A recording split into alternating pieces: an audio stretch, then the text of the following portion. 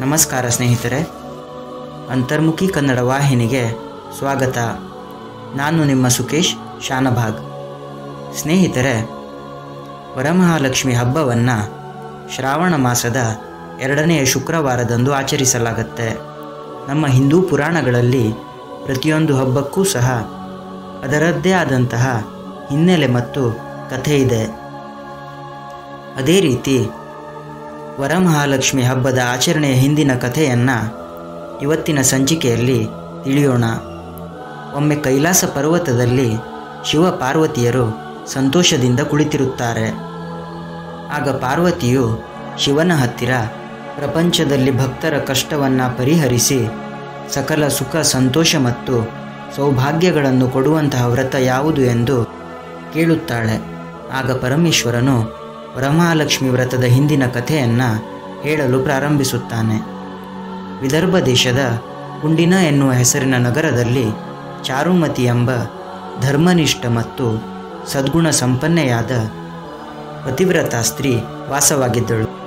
ಅವಳು ತನ್ನ ಗಂಡನಿಗೆ ಪ್ರೀತಿಪೂರ್ವಕವಾಗಿ ಸೇವೆ ಮಾಡುತ್ತಾ ದೇವರಿಗೆ ಶ್ರದ್ಧೆಯಿಂದ ಪ್ರತಿನಿತ್ಯ ಪೂಜೆ ಮಾಡುತ್ತಾ ಜೀವನವನ್ನು ಸಾಗಿಸುತ್ತಿದ್ದಳು.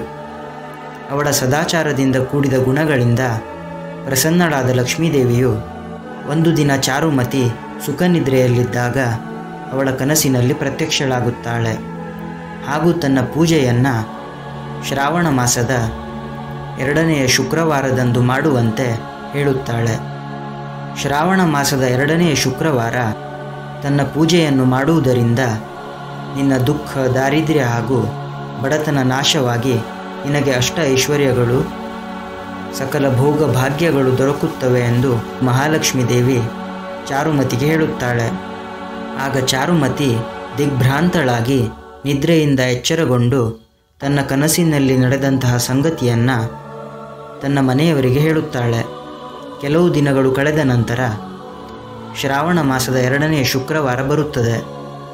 ಆ ದಿನ ಚಾರುಮತಿ ಲಕ್ಷ್ಮೀದೇವಿಯ ಆಜ್ಞೆಯಂತೆ ತನ್ನ ಮನೆಯ ಇತರ ಸ್ತ್ರೀಯರ ಜೊತೆಗೆ ಸೇರಿಕೊಂಡು ಭಕ್ತಿಯಿಂದ ವರಮಹಾಲಕ್ಷ್ಮಿಯ ವ್ರತವನ್ನು ಆಚರಿಸುತ್ತಾಳೆ.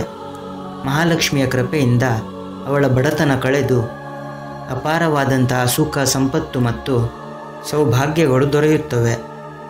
ಚಾರುಮತಿ ತನಗೆ ದೊರೆತ ಸಂಪತ್ತನ್ನು ಆನಂದಿಸುತ್ತಾ ಅದರಲ್ಲಿ ಬಡವರಿಗೆ ಅನ್ನದಾನವನ್ನು ಮಾಡಿ ತನ್ನ ಬಂಧು ಬಳಗದವರನ್ನು ಪ್ರೀತಿಯಿಂದ ನೋಡಿಕೊಳ್ಳುತ್ತಾ ಸುಖವಾಗಿ ಜೀವನವನ್ನು ಸಾಗಿಸುತ್ತಾಳೆ.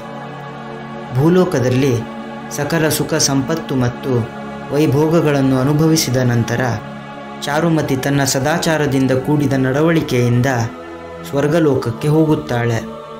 ಈ ಲೋಕದಲ್ಲಿ ಯಾರು ಭಕ್ತಿ ಭಾವದಿಂದ ವರಮಹಾಲಕ್ಷ್ಮಿಯ ವ್ರತವನ್ನು ಆಚರಿಸುತ್ತಾರೋ ಅಂಥವರು ಅಖಂಡವಾದಂತಹ ಐಶ್ವರ್ಯವನ್ನು ಪಡೆದು ಮಹಾಲಕ್ಷ್ಮೀ ದೇವಿಯ ಕೃಪೆಗೆ ಪಾತ್ರರಾಗಿ ಸಕಲ ಸಂಪತ್ತು, ಸೌಭಾಗ್ಯ ಮತ್ತು ಭೋಗ ಭಾಗ್ಯಗಳನ್ನು ಅನುಭವಿಸುತ್ತಾರೆ ಎನ್ನುವಂತಹ ನಂಬಿಕೆ ಇದೆ.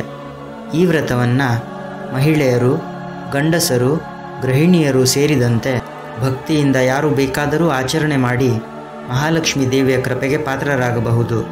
ವಿಶೇಷವಾಗಿ ಮಹಿಳೆಯರು ತಮ್ಮ ಪತಿಯ ಆಯುಷ್ಯ ವೃದ್ಧಿಗಾಗಿ ಹಾಗೂ ಕುಟುಂಬದ ಸಮೃದ್ಧಿಗಾಗಿ ಈ ವ್ರತವನ್ನು ಆಚರಿಸುತ್ತಾರೆ.